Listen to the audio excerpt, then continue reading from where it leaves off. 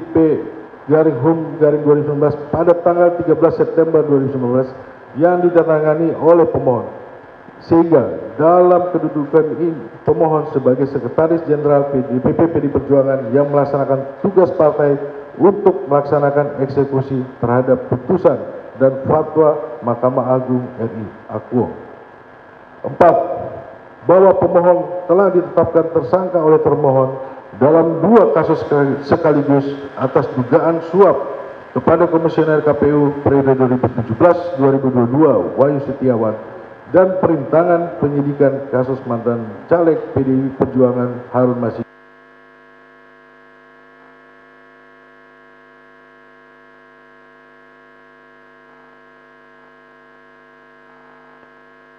oleh termohon dilatar belakangi dugaan pemohon yang melakukan tindak pidana korupsi diantaranya: A. Dugaan tindak pidana korupsi secara bersama-sama dengan Harun Masiku dan kawan-kawan berupa pemberian suatu hadiah atau janji kepada Wahyu Setiawan selaku anggota Komisi Pemilihan Umum Republik 2022 bersama-sama dengan Agustiani Tio terkait penetapan anggota DPR RI tahun 2024 sebagaimana dimaksud pasal 5 ayat 1 huruf A atau pasal 5 ayat 1 huruf B atau pasal 13 Undang-Undang Nomor 31 Tahun 1999 sebagaimana telah dirubah dengan Undang-Undang Nomor 20 Tahun 2021 dianggap dibacakan. B. Dugaan tindak pidana korupsi yang dilakukan bersama kawan-kawan berupa perbuatan dengan sengaja mencegah, merintangi atau menggagalkan secara langsung atau tidak langsung penyidikan perkara tindak pidana korupsi terkait penetapan anggota DPR RI terpilih tahun 2019-2024 yang dilakukan oleh Harun Masiku bersama-sama dengan Saiful Bahri memberi hadiah atau janji kepada pegawai negeri atau penyelenggara negara yaitu Wahyu Setiawan selaku anggota Komisi Pemilihan Umum RI tahun 2017-2022 bersama dengan Agustiani Tioho sebagaimana dimaksud dalam pasal 21 Undang-Undang Nomor 31 Tahun 99 sebagaimana telah diubah dengan Undang-Undang Nomor 20 Tahun 2021 tentang perubahan atas Undang-Undang Nomor 31 Tahun 99 Pemberantasan Tindak Pidana Korupsi Junto Pasal 55 Ayat 1 ke 1 KUH Pidana.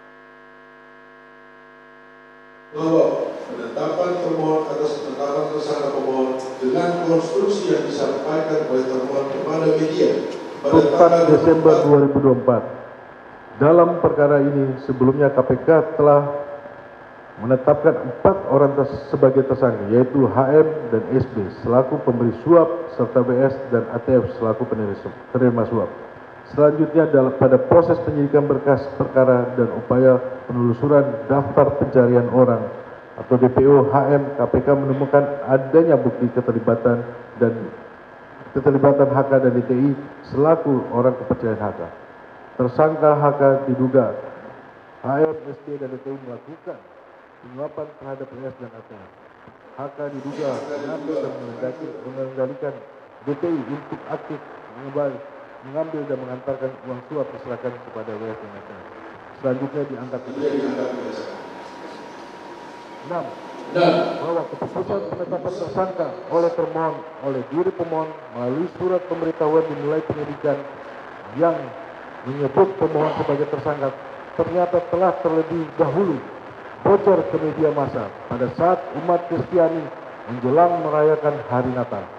Kebocoran seperindik penetapan tersangka tersebut menjadi bola salju pemberitaan yang membesar. Pemberitaan ini bahkan mengalahkan besarnya memberikan suasana damai sebab mengakibatkan terganggunya pemohon saat merayakan hari Natal bersama keluarga. Natal pada hakikatnya membawa perdamaian justru merubah menjadi kegaduhan publik yang tercermin dari pernyataan Uskup Agung Jakarta Ignatius yang menyatakan kasus korupsi belakangan dijadikan alat untuk menjegal orang demi kepentingan tertentu. 7. Bahwa penetapan pemohon sebagai tersangka oleh termohon patut diduga sebagai proses atas kritik keras pemohon dalam situasi yang ada. Dan sebaran spanduk yang menyerang Ketua Umum sebagai pemohon.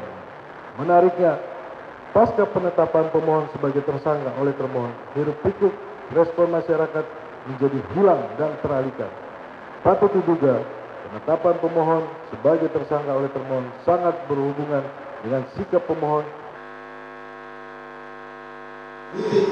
terhadap kebijakan Jokowi yang pemohon merusak segi-segi demokrasi dan supremasi hukum dan merupakan pengalihan isu.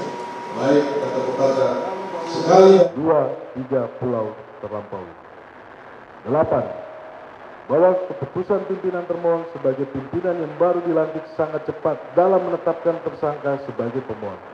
Karena pimpinan KPK 2024-2029 baru diserah terimakan pada tanggal 20 Desember 2024. Dapat dibaca di www.kpk.go.id.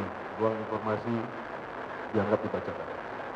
Dan pada tanggal 23 Desember 2024, termohon telah menerbitkan surat pemberitahuan dimulainya penyidikan SPDP dan surat perintah penyidikan sprindik penetapan tersangka pemohon.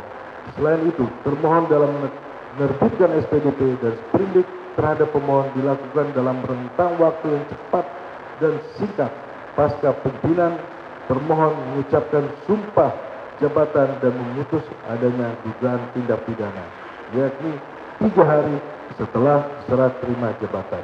Ini dapat kita lihat dari rentang waktu sejak serah terima jabatan.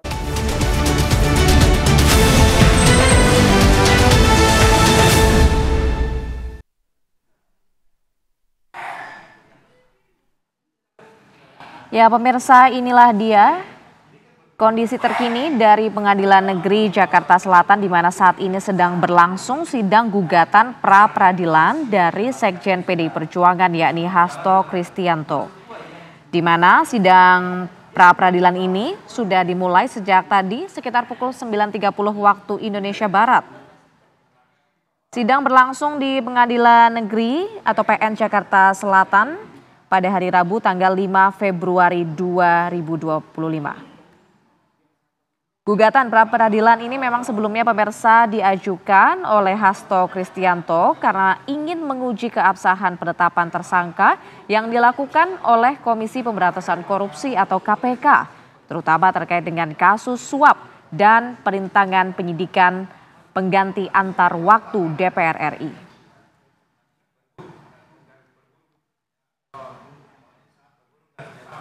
Kepergian Dewan Negeri tersebut baru pemohon terima tanggal 1 Januari 2020. 14. Bahwa pemberitahuan larangan kepergian Dewan Negeri atas nama pemohon tersebut masih menggunakan dasar laporan kejadian tindak pidana korupsi atau LKTPK dan surat perintah penyidikan yang lama, diantaranya A. Laporan kejadian tindak pidana korupsi nomor LPKTPK 03.TPK 03.00/22/2020 tanggal 9 Januari 2020. B. Surat perintah penyidikan nomor Spring.D.0001/01/2020 tanggal 9 Januari 2020. C. Surat perintah penyidikan nomor Spring.007B/01/2023 tanggal 5 Mei 2023. 3. Angka poin 3. Kewenangan termohon dalam menetapkan tersangka atas diri pemohon adalah tidak sah, ilegal, dan harus dibatalkan. Dianggap dibacakan oleh pemohon.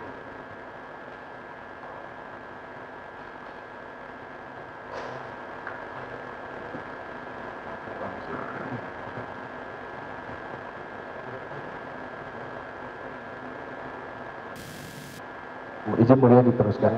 Silakan. Oleh Pak Todo Mulya Lubis. Terima kasih. Terima kasih Yang Mulia. Kami lanjutkan. 4. Alasan yuridis penetapan tersangka terhadap pemohon dilakukan secara sewenang-wenang, tidak mengindahkan ketentuan yang berlaku, tidak didukung minimal 2 alat bukti terkait perkara yang bersangkutan, dan memicu ketidakpastian hukum. A. Penetapan tersangka terhadap pemohon tanpa pemeriksaan calon tersangka terlebih dahulu telah bertentangan dengan KUHP dan putusan Mahkamah Konstitusi nomor 21 PUU 12/2014. 1. Bahwa pembentukan KPK RI selaku termohon termaktub dalam Undang-Undang 30/2002 Yunto Undang-Undang Nomor 19 Tahun 2019 tentang Komisi Pemberantasan Korupsi, Tindak Pidana Korupsi, menyebutkan tugas dan wewenang termohon telah diatur secara tegas dalam Undang-Undang KPK, yakni meliputi upaya penyelidikan maupun penyidikan yang di dalamnya termasuk wewenang untuk menetapkan seseorang sebagai tersangka. Tugas dan wewenang termohon terkait penyelidikan dan penyidikan tindak pidana korupsi juga diatur dalam undang-undang lain yang terkait, yakni Undang-Undang Pemberantasan Tindak Pidana Korupsi maupun KUHP, VD Pasal 38 Ayat 1 dan Pasal 39 Ayat 1 Undang-Undang KPK. 2. Bahwa tujuan dibentuknya termohon melalui Undang-Undang KPK berkaitan dengan pemberian wewenang yang melekat dalam diri termohon sebagaimana tersebut di atas, di mana tujuan yang mulia tersebut ditujukan untuk meningkatkan daya guna dan hasil guna terhadap upaya pemberantasan korupsi, VD Pasal 4 Undang-Undang KPK, yang mutlak dan selaras dengan kewajiban yang melekat pada termohon untuk menegakkan sumpah jabatan, VD Pasal 15 Undang-Undang KPK, serta asas-asas yang fundamental dalam pelaksanaan wewenangnya, khususnya asas kepastian hukum yang mengutamakan landasan peraturan perundang-undangan, kepatutan, dan keadilan dalam menjalankan tugas dan wewenangnya, serta asas proporsionalitas yang mengutamakan keseimbangan tugas, wewenang, dan tanggung jawab serta kewajiban tersebut, VD Pasal 15 huruf E Yunto Pasal 5 Undang-Undang KPK. Ketiga, bahwa lebih lanjut mengenai penetapan tersangka dalam pertimbangan putusan paragraf 3.14 angka 5 putusan Mahkamah Konstitusi nomor 21 garis miring PUU 12 Romawi 2014 tanggal 28 April 2015 pada pokoknya menjelaskan bahwa perlu menambahkan frasa minimal 2 alat bukti dalam pasal 1 angka 14, pasal 17 dan pasal 21 ayat 1 KUHP. Oleh karenanya proses penetapan tersangka dan penyidikan seseorang sampai menjadi tersangka membutuhkan bukti permulaan.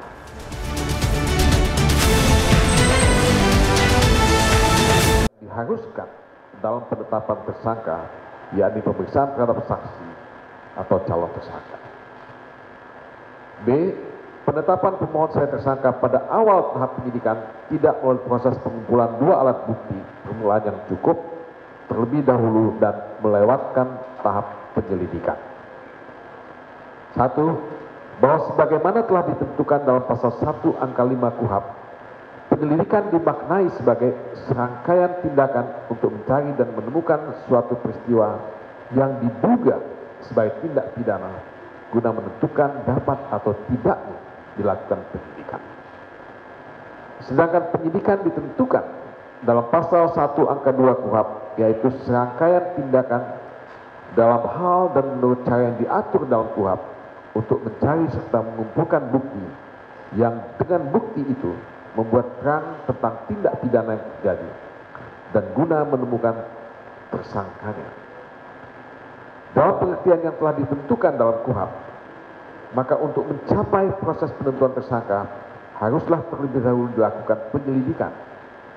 Untuk itu diperlukan keterangan dari pihak-pihak yang terkait dan bukti-bukti awal sehingga dapat ditentukan atau tidaknya suatu peristiwa pidana.